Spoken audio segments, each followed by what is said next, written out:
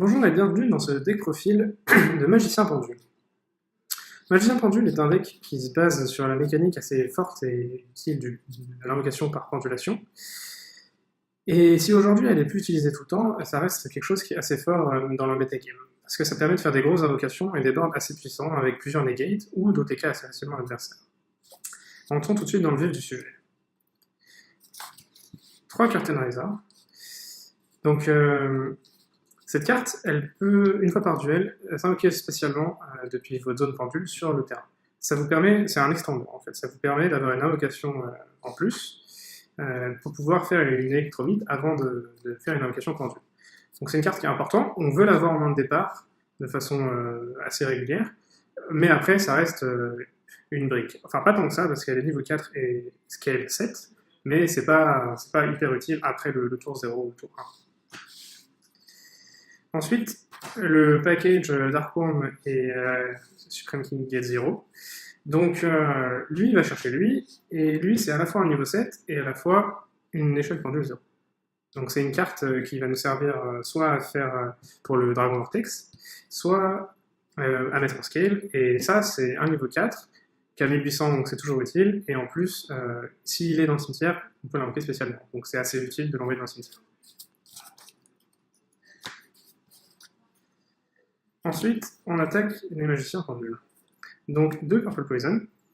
Il y en a qui jouent 2, il y en a qui jouent 1, mais c'est pas, à mon sens, c'est pas assez, parce que son effet, il nous permet de nous sortir de situations qui sont assez gênantes, notamment dans le match-up contre True Draco, par exemple, qui permet d'out des floodgates ou des choses comme les parfums anti-magie ou les cendres impériales, qui vraiment sont difficiles pour nous à gérer. Et en plus, il permet de gérer les monstres adverses assez facilement. Et enfin, son effet en scale, il est aussi assez utile en cas de battle phase, et en même temps, on peut pop une carte, donc c'est très très fort. Ensuite, on joue 3 Sageuil. Sageuil, il permet d'aller chercher n'importe lequel de nos autres magiciens pendules. C'est ça qu'on peut envoyer en général en priorité avec Electromite, et c'est une carte qui est vraiment très forte pour faire du card advantage.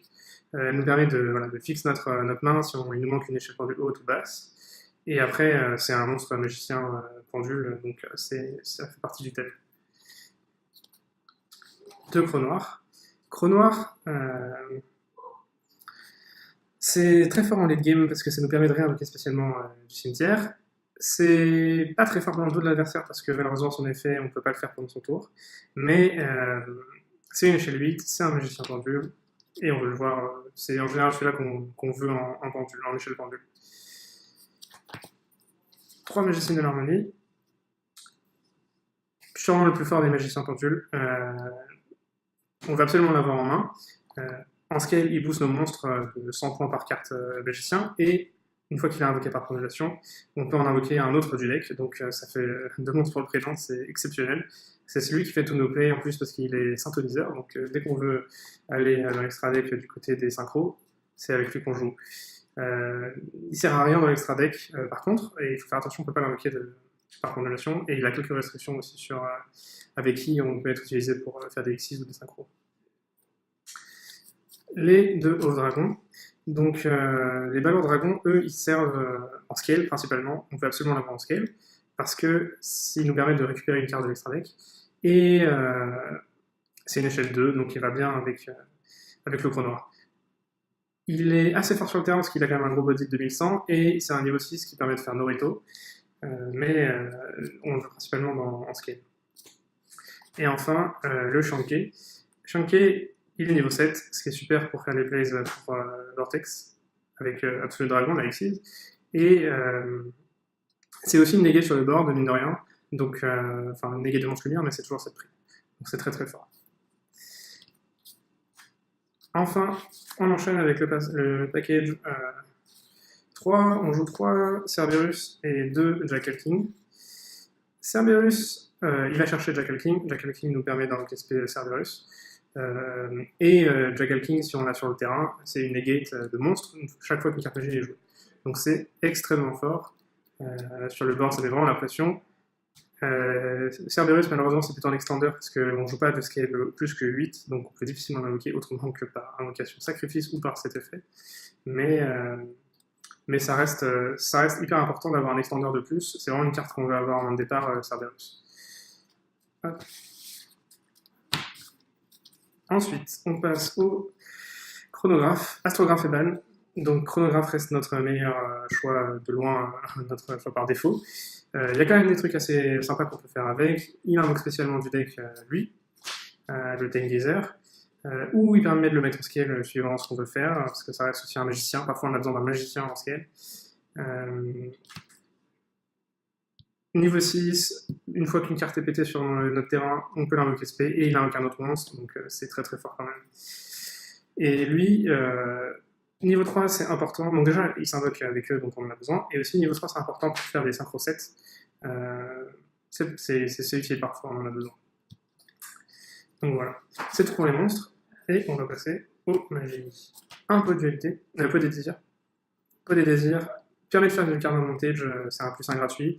On joue beaucoup de cartes en double, en triple, donc on a peu de chances de bannir quelque chose qui est vraiment problématique, et on a toujours des options en cas de besoin. On ne va jamais avoir un problème de scale plus de scale petite ou plus de scale haute, on a toujours de quoi faire. Donc si ça passe, c'est toujours très fort. On joue un deck qui veut absolument aller tour 0, enfin qui veut absolument jouer en premier tout le temps, donc Call by the Grave, c'est une des meilleures cartes du format. C'est très fort en premier parce que ça nous protège de la plupart de l'entrap. C'est très fort en deuxième parce qu'il y a plein de decks qui jouent avec le cimetière, notamment Sky Striker ou Rookie, et ça permet de vraiment les embêter et leur faire mal. On joue une alliance dueliste et 2 appel pendule. Alliance dueliste va chercher appel pendule, c'est pour ça qu'on le joue. Appel pendule, c'est une des meilleures cartes qu'on peut ouvrir, vraiment. Surtout si on a un dragon, un Supreme King Dragon, là, lui, parce que il nous permet de faire plus de gratuitement, donc c'est juste exceptionnel. Donc vraiment exceptionnel. En plus, sa restriction est un peu embêtante avec Electromite, mais on peut souvent passer outre, surtout si on a le dragon, hein, parce qu'on va chercher ça, on est sans scale et on pète, et ça nous permet quand même de continuer à jouer. Donc vraiment une des meilleures cartes du format, parce qu'en plus ça nous protège pendant le tour adverse, donc extrêmement fort. Et enfin, justement encore pour jouer avec le Dark Worm, Dragon Shrine et Sacrifice Inutile, juste pour l'envoyer dans le cimetière. C'est un peu bricky parce que si on open les deux ou si on les open pas tour 0, c'est pas hyper utile, mais ça reste des cartes qui nous permettent de combo et d'avancer dans nos plays. Donc voilà. Et en plus, Sacrifice Inutile ou même Sanctuaire des Dragons peut servir si on a Master Mythical Beast Cerberus sur le board pour rajouter des compteurs sur eux en phase 2. C'est assez utile. Comme ça, on a une équipe de monstres installée. On passe à l'extra deck. Allez, on va commencer avec les deux. Donc, synchro 7, ici 7. C'est parfois un peu chiant à sortir, surtout parfois Peu des désirs peut vraiment nous blesser sur ce combo-là, pour l'invoquer lui. Mais si on l'invoque, après on le link et on a lui qui vient sur le board. C'est clairement une des meilleures cartes du jeu. Negate n'importe quoi. Et si on commence pas, si on l'invoque tour 1, enfin tour 2, quoi, il bounce une carte gratuitement en arrivant sur le terrain, donc exceptionnel. Vraiment un des meilleurs combos du jeu. Évidemment, Electromite, x1 parce que c'est limité, mais c'est ça qui nous permet de jouer le deck, vraiment. Ça fait tellement de card advantage, en plus les flèches nous sont vraiment hyper utiles parce qu'on a besoin d'avoir des flèches pour invoquer l'extra deck. Une des meilleures cartes du jeu. Si ça prend Ogre ou Effet Gréla ou Impermanence, c'est très compliqué de revenir, mais dans tous les autres cas, c'est extrêmement fort. C'est vraiment dur de perdre une fois qu'on a si Electromite passe avant l'invocation pendule. Zephyra Metaltron, 3 flèches vers le bas, permet de recycler si un des monstres se fait péter, et c'est avec ça en général on a Electromite et ça, et on les link les deux pour invoquer lui. Donc ça sert à ça, et 3 flèches vers le bas, donc extrêmement fort. Enfin, dans les links, prenez Underclock. Parfois, on ne peut pas invoquer lui parce qu'on n'a pas assez de monstres de l'extra deck, mais on a quand même envie d'avoir une flèche différente, supplémentaire, qui ne soit pas à droite et à gauche. Parfois, on a besoin de lui. Allez, on va passer au synchro. Donc on joue Dragon Météo Impact et Clearwing. Météo Impact, il arrive assez souvent parce qu'on le fait avec le niveau 3 et Harmonizing. Il permet d'en fait remonter une scale, donc en général on a Valor Dragon, et il permet de remonter Valor Dragon et de faire une ulti 6 si on a un autre niveau 6. Donc c'est assez fort, et comme c'est un niveau 7, on peut s'en servir pour faire l'Absolute Dragon. Donc lui, très très fort. Lui, il permet de détruire tout le board adverse, donc si on commence pas, en général ça fait assez mal, et en plus, un peu comme Mangeur de Millions, il peut péter un monstre, enfin il le bannit pas, mais il le détruit et il burn l'adversaire, donc c'est aussi assez fort. Ça arrive d'utiliser son effet. Allez, on finit avec les deux autres synchro, donc on a la structure Oméga, si Oméga. Parfois, c'est assez utile. Ça permet d'enlever une carte adversaire et de retirer du jeu si vraiment on a besoin d'une carte. C'est un monstre qui flotte assez bien, donc pourquoi pas, parfois c'est utile. Ça fait pas une negate, mais ça fait une carte en moins par adversaire, c'est toujours ça le tri. Un non-targeting removal, enfin ça cible pas, ça enlève une carte sur le terrain adverse, ça peut briser des boards de wiki, ça peut briser des boards vraiment compliqués à gérer sinon.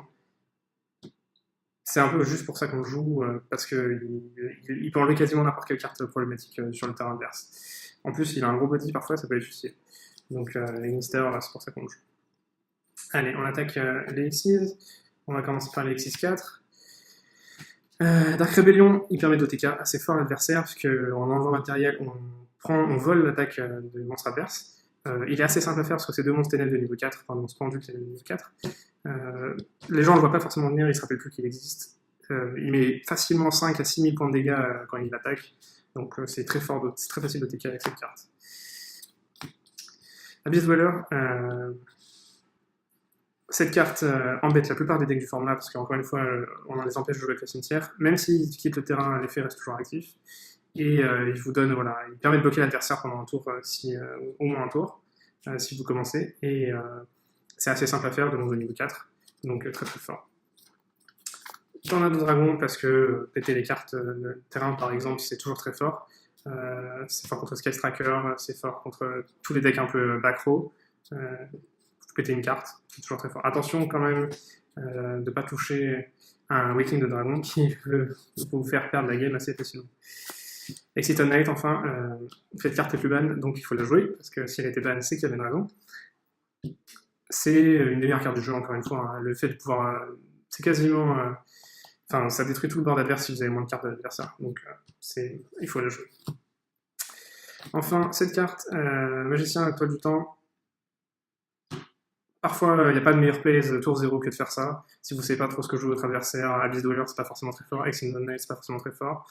Tornado Dragon, c'est peut-être un meilleur pick, mais il a quand même 2004 de body, il protège vos scales et il vous permet de tuto recycler, donc ça fait du card advantage.